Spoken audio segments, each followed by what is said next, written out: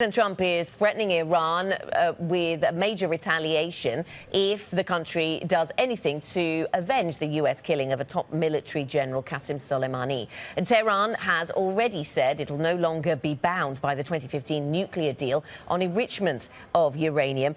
Let's get into the conversation around oil. I'm pleased to say I'm joined by Homayoun Falakshahi, who is an analyst at Kpler. And good to speak to you then, Homayoun.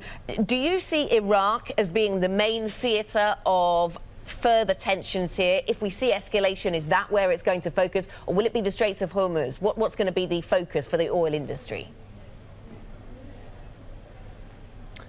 Hi, Nan. Thanks for having me. Absolutely, I completely agree with this fact. I think Iraq is very likely going to be one of the main theatres of this conflict between Iran and the US. I think Iraq is more torn apart than ever between these two countries now.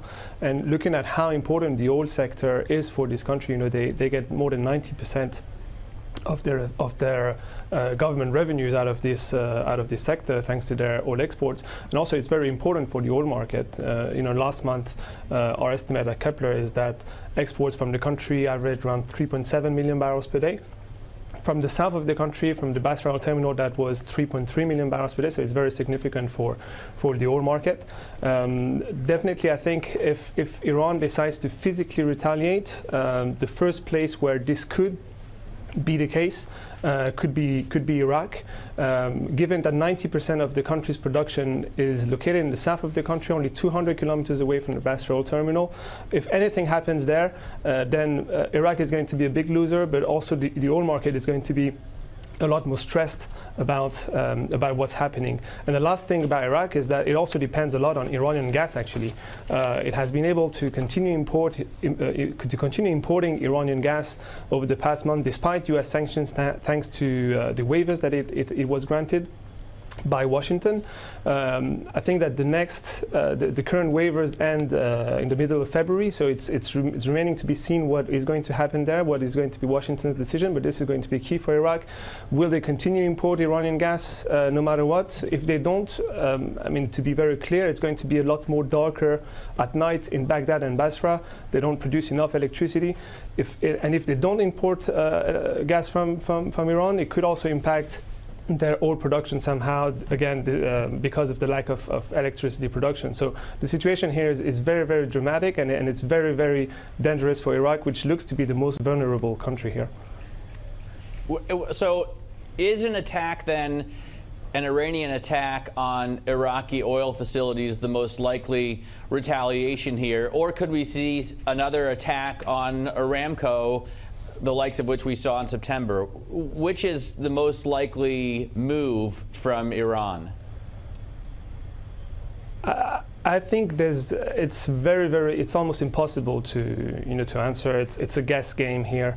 I think we are looking at a huge play of chess between Ali Khamenei, the leader of Iran, and Donald Trump. And I think between themselves, they are trying to assess what is going to be the other's next move.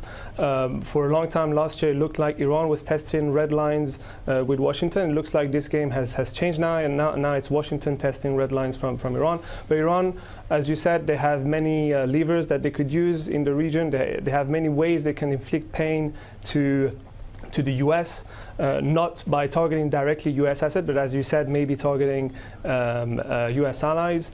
Now, I don't think Iran is going to openly attack Iraqi oil facilities.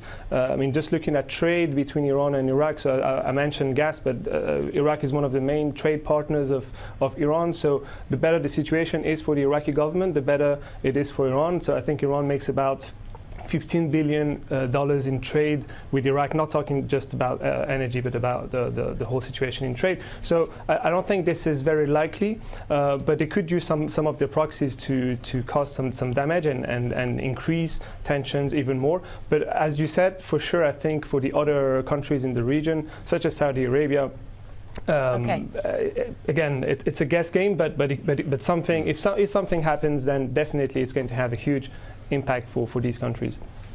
Homayoun, thank you very much. Homayoun Falakshahi, senior oil analyst at Kpler, with us there from Paris with further analysis of oil markets.